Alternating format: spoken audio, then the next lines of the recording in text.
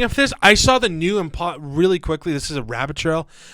I saw the new Mission Impossible movie. There is this subsequence with Tom Cruise that is the most unrealistic thing I've ever seen. Spoilers ahead if you've watched it. It's not that crazy of a spoiler. So he has to go and get this.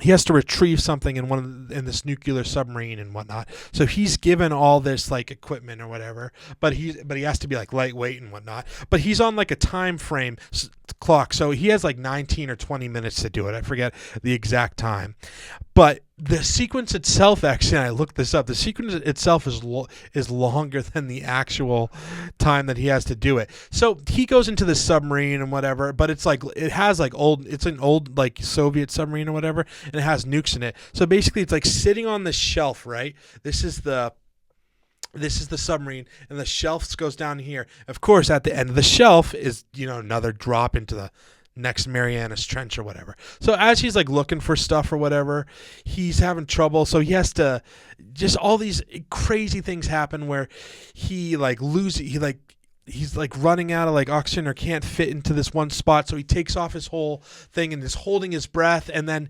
he takes off his like shirt as well. I'm like, dude, you're in the Arctic Ocean.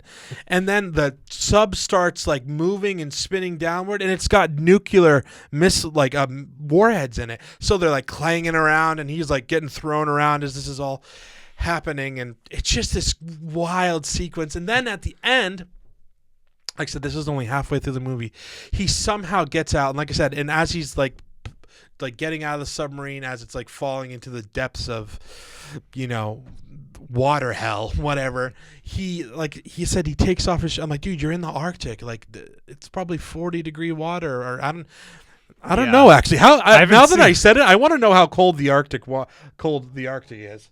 You got to imagine, yeah. How cold is? I haven't seen the movie, but it must have been like pretty close to the surface too, because nuclear subs can go pretty deep underwater, like deeper than you can swim. Yeah. Look at this. The waters of the Arctic Ocean are extremely cold, with surface water temperatures averaging around -1 or 28 degrees Fahrenheit. This is the freezing point of seawater. How long could a person last in the Arctic? How long could a human last in? I don't know. People do they dip themselves in freezing water for like 30 seconds. Wow, I'm typing good. Only a few minutes to a couple hours. Wow, depending on various factors. So depending on not having no shirt on, probably. Yeah. So it was mind blowing to me. And then it's basically the death scene where he's like floating up to the top, but it's all ice, so he can't get out. And he's been holding his breath now for 4 or 5 minutes after, like, it just effing ridiculous. So he like goes up to the ice, and then like it does a cut scene, and then someone found him and brings him back to life. And so I'm like, what, dude? I love Mission Impossible movies, and I've had to, with some people that we know, I've had to like fight for their honor, because some people don't give them the respect that it does. But plus at the end, there's a scene where he's like fighting this one guy like on these two prop planes. It's like Indiana Jones stuff.